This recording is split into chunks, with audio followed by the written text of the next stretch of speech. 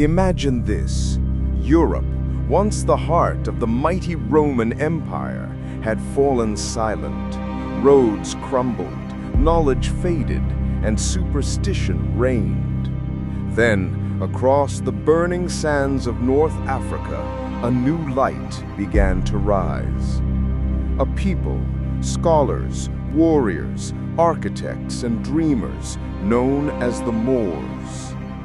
When they crossed into Spain in 711 AD, they didn't just conquer, they revived a continent. This is the story of how Africans brought science, art, and light back to medieval Europe. The Moors were Berbers and Arabs from North Africa, descendants of ancient civilizations that once thrived along the Sahara and the Mediterranean coast. They were people of deep intellect, traders, astronomers, poets, whose empires stretched from the Atlas Mountains to the Sahara Desert. Their leader, Tariq ibn Ziyad, led an army across the narrow sea that separated Africa from Europe, the Strait of Gibraltar, which still bears his name, Jabal Tariq, meaning Mount of Tariq. When they landed on Spanish soil, Tariq reportedly ordered his ships burned, declaring to his men, "Behind you is the sea, before you the enemy. There is no escape but victory." That victory would change Europe forever.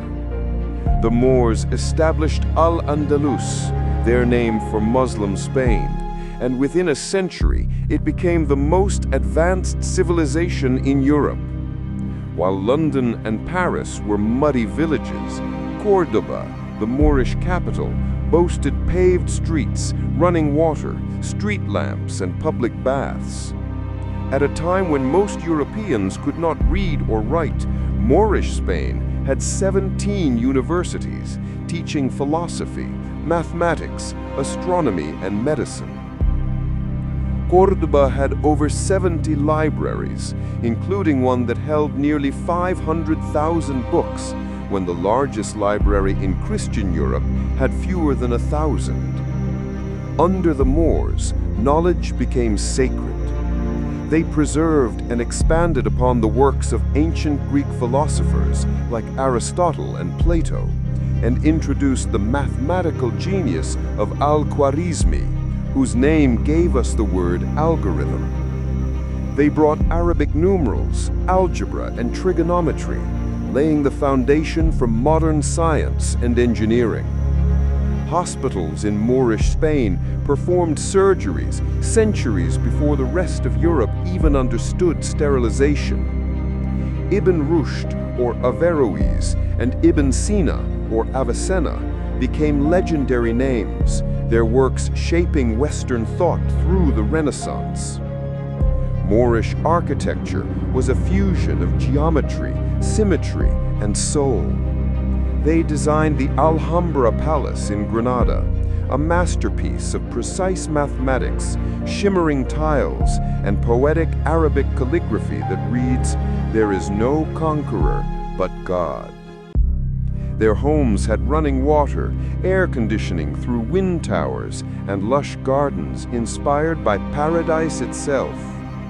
They introduced sophisticated irrigation systems, citrus fruits, sugarcane, cotton, and even rice to Europe, transforming both landscape and diet.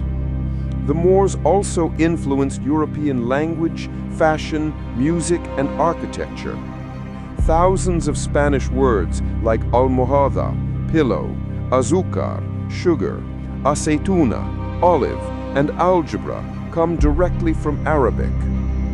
They brought musical instruments like the oud, which evolved into the European lute. Even the concept of chivalry, that knightly code of honor, was inspired by Moorish ideals of dignity, poetry, and respect. After nearly 800 years of rule, the Moorish Empire in Spain began to crumble under internal divisions and Christian reconquest. In 1492, the same year Columbus sailed for the New World, the last Moorish city, Granada, fell to Ferdinand and Isabella. As the gates of the Alhambra closed, an era of enlightenment ended.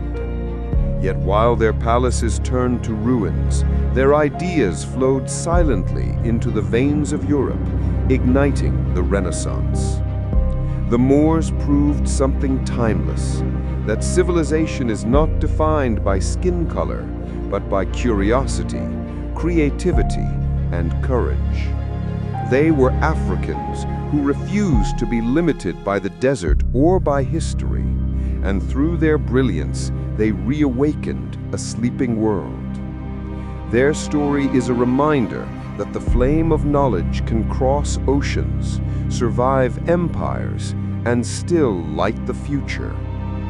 So the next time you hear of Europe's Renaissance, remember this: before there was Da Vinci or Galileo, there were the Moors, the Africans who civilized Europe.